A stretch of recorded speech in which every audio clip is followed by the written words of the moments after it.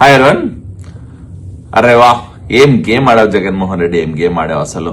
మహాపాపం తిరుమల తిరుపతి దేవస్థానం ప్రసాదం కేసులోంచి తప్పించుకోవడం కోసం ఈరోజు దిగజారి రాజకీయం చేసినావు, సిగ్గు వదిలి రాజకీయం చేసినావు, మధ్యలో అంబటి రాంబాబుని బలిపశం చేసినావు.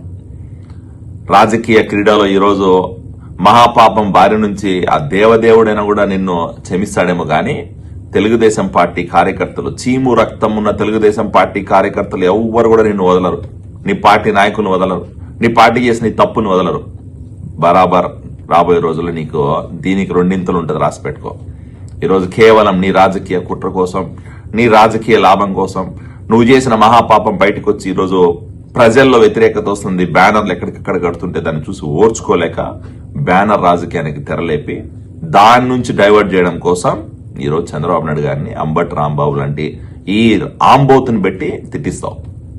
రాజకీయాలు చేస్తున్నావా, వ్యభిచారం చేస్తున్నావా, రాజకీయ పార్టీ నడుపుతున్నావా, బూతుల ఆఫీస్ నడుపుతున్నావా, రాజకీయ పార్టీ నడుపుతున్నావా, లేకపోతే ఇలాంటి బ్రోకర్ నాగరికలు పెట్టుకుని ఇలాంటి బేవర్స్ మాటలు మాట్లాడించడానికి ఈరోజు నువ్వు రాజకీయ పార్టీ నడుపుతున్నావు. జగన్మోహన్ రెడ్డి గారు, ఏ మాత్రం మీకు బుద్ధి జ్ఞానం ఉన్నా, ఏ మాత్రం మీకు చీము రక్తం ఉన్నా, ఏ మాత్రం మీకు మనిషి అనే మానవత్వం ఉంటే ఇలాంటి పనికి మాలిన మాటలు మాట్లాడు.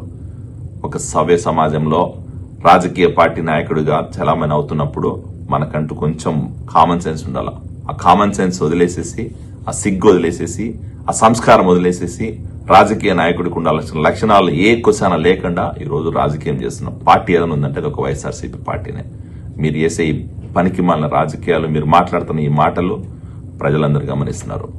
ఆ రోజు నిన్ను బోసిడీకి అన్నందుకు అంత కోపం వచ్చిందే, ఈరోజు నీ పార్టీ నాయకుడు, ఒక మాజీ మంత్రి, వయసులో తాత వయసున్న ఈ అంబటి రాంబాబు మాట్లాడిన మాటలకు నువ్వు ఈరోజు ఏం చెప్తావు, ఏమి యాక్షన్ తీసుకుంటావు? ఆ పనికిమాలినోడి మీద యాక్షన్ తీసుకోవాలి. ఈ రోజు దాకా ఆ పనికిమాలినోడి గురించి ఇప్పుడు దాకా నువ్వు మాట్లాడలే. ఆ పనికిమాలినోడు చేసిన మాటలను ఈ రోజు కూడా నువ్వు సర్ది చెప్పుకుంటే పరిస్థితి ఉంది.